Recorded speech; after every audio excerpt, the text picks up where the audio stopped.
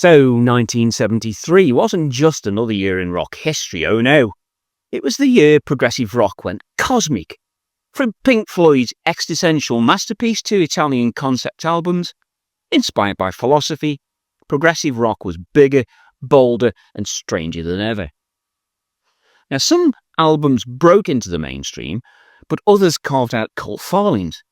But all of them pushed the boundaries. Join me now as I explore the 20 essential progressive rock albums of 1973, as well as a few honourable mentions that didn't quite make it at the end. Now starting off with Dark Side of the Moon by Pink Floyd, with its seamless transitions between tracks and themes of time, madness and human struggle, it really became more than just a record, it was really an experience. The innovative production, surround sound atmospheres and unforgettable songs like Time and Money set new standards for what an album really could achieve.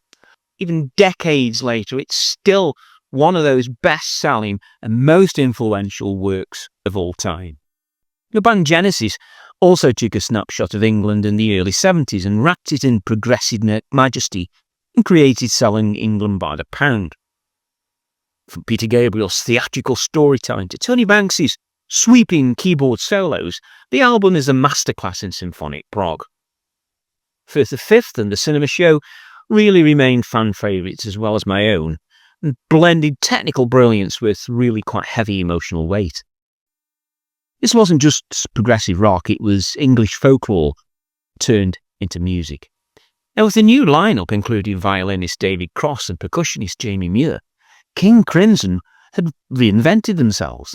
The result was Locks Tongues in Aspic, this jagged, ferocious record that fused avant-garde ideas with heavy rock. Robert Fripp's angular guitar work pushed the boundaries of what prog could sound like. Now this was experimental, it was uncompromising, and it was utterly unique. Now Gentle Giant had built an album around the saying, "Those who live in glass houses, you know the one?" and brought it to life with an inventive complexity the album named In a Glass House. Now it opens and closes with the sound of breaking glass, framing a journey of shifting time signatures and dazzling arrangements. Nothing new there for this band there. But the layered vocals and intricate instrumentals really make it one of their most ambitious efforts. It was certainly initially misunderstood, but it's since become a cult favourite among progressive rock fans. With Brain Salad Surgery, Emerson, Lake and Palmer went big, really big. This epic suite on there, Carnival 9, alone stretches across multiple sides of vinyl. It's packed with keyboards, guitars and futuristic lyrics. The album cover, designed by H.R. Geiger, added to its sense of otherworldly spectacle. Though quite divisive, it's now seen as one of progressive rock's grandest and boldest statements. Yes also went all in on the ambitions with Tales from Topographic Oceans. Now, this double album features just 4 songs, each taking up an entire side of vinyl. It's really inspired by Hindu scriptures. It's sprawling, philosophical, and really unapologetically complex. Loved by some, hated by others, it remains one of the most audacious albums in prog rock history. The band Nectar found their breakthrough with Remember the Future in this year. This was a spacey melodic concept album, and it told the story of a blind boy who communicates telepathically with an alien. Its flowing, dreamlike structure made it both accessible but remained progressive. The result was one of the most successful and enduring works that the band ever made. Now, from the Canterbury scene came Caravans for Girls Who Grew Plump in the Night. This was their typical playful, witty and melodic answer, and it balanced charm with sophisticated arrangements. The addition of orchestral strings gave really cinematic feel to it. It's often been regarded as one of Caravan's finest achievements. Camel's self-titled debut album introduced the band with a gift for melody and atmosphere. One of the songs on here, Never Let Go, really showcased their ability to blend heartful guitar with rich keyboards. Now, although it wasn't a huge success at the time, it has grown in reputation as an underrated gem, and it laid the foundation for Camel's rise as one of progressive rock's greats. After the success of Thick as a Brick, Jethro Tull returned with another continuous concept album. This time, a passion play follows a man's journey through death and the afterlife, combining rock, folk and theatrical performance. Ambitious and strange, and really quite controversial, but it still hit #1 in the US charts. Over time, many fans have come to see it as one of Ian Anderson's boldest creations. John McLaughlin's Mahavishnu Orchestra fused jazz and rock with rule-dropping intensity on their album Birds of Fire. There's fiery guitar, electric violin and polyrhythmic drumming, and it's made it a whirlwind of sound. The band's virtuosity attracted both jazz audiences and progressive rock fans alike, and this was fusion prog at its most thrilling. Let's pop off to Italy now, where Museo Rosenbach crafted Zarathustra, a concept album inspired by Friedrich Nietzsche. Its 5-part suite is filled with dramatic organ, heavy guitar and really some quite passionate Italian vocals. Though controversial on its release, it's now regarded as a high point of Italian prog, with its ambition and emotional power to have made it a cult favourite. Staying abroad, we go to France with the band Magma, who created something unlike anything else with Mëkanïk, Dëstruktïw, Kömmandöh.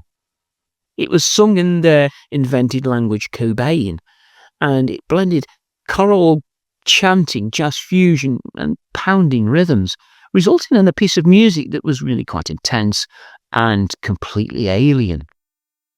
Now this is progressive rock at its most otherworldly and uncompromising. We have another Italian masterpiece now coming from Le Homme with their album Falona e Sorona. Now this is an album that tells the story of two planets, one thriving with the other barren. It's rich with keyboards, soaring vocals and dramatic themes, and it's a shiny example of what symphonic prog should really sound like. Many have considered it to be Le Homme's crowning achievement. Now, at just 19 years of age, Mike Oldfield recorded nearly every instrument on Tubular Bells, and this was a sprawling instrumental work that wove together folk, minimalism and progressive rock complexity. That haunting opening became famous through The Exorcist, but really the album's legacy extends far beyond that. It was a stunning debut that has become a global phenomenon. Now, Banco del Mutuo Sorcoso released one of its Italian progressive rock's greatest works with La Sono Nato Libero. This is an album that combines classical grandeur with passionate rock energy. Songs like Canto non manda per Prigione Politico deliver epic journeys full of drama and invention. It's both politically charged but musically adventurous, and to this day it really is still seen as a cornerstone of Italian progressive rock music. The band Renaissance blended folk and symphonic rock into something magical with Ashes Are Burning. You have the beautiful Annie Haslam with her soaring 5-octave voice, carrying songs of beauty and grace. Tracks like Can You Understand and the title song are filled with orchestral elegance. It's an album really that established Renaissance as leaders of the symphonic prog style. It remains really one of the most beloved and timeless records. Part of Gong's whimsical Radio Gnome trilogy, the album Angel's Egg is a psychedelic journey into cosmic cartoon universe. It mixes jazzy improvisation, spacey synths, and surreal humour. Songs like Other Side of the Sky and the aptly named Fruit Salad are as playful as they are experimental. Look, there's no two ways about it. It's eccentric, but it's imaginative record with really a massive cult following. A few albums capture that weird side of progressive rock, quite like this one. Yes, keyboardist Rick Wakeman, he stepped out on his own in this year with The Six Wives of Henry VIII. Now, each instrumental track represented one of Henry's wives, really told entirely through keyboards and orchestration. From beautiful harpsichord runs to soaring synths, Wakeman showed off his virtuosity and flair for drama. This album was a commercial hit and remains his most famous solo work to date.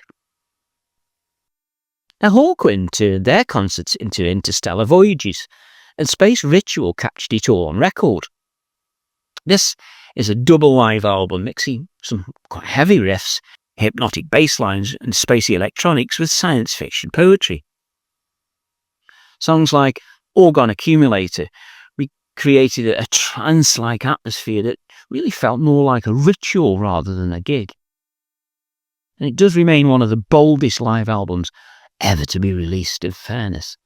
1973 had even more to offer, with a quick look at some of the notable mentions.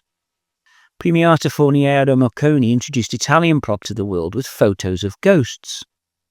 Germany's Can pushed krautrock into ambient territory with Future Days. Procol Harum delivered orchestral grandeur on Grand Hotel. Soft Machine 6 explored jazz fusion with Experimental Fire. And Chick Corea's return to Forever released Light as a Feather, proving that really jazz and progressive rock were destined to collide. Looking back, 1973 was a peak year for progressive rock, at a time really when the genre stretched across countries, styles, and really even dimensions. From timeless classics to cult favourites, these albums shaped progressive rock's identity forever. So which of these albums is your favourite? More importantly, did I miss out on one you love? Let me know in the comments if you will. And remember to check the description for more information about all of these wonderful bands from 1973, as well as how to purchase any one of the albums that you don't yet have in your collection.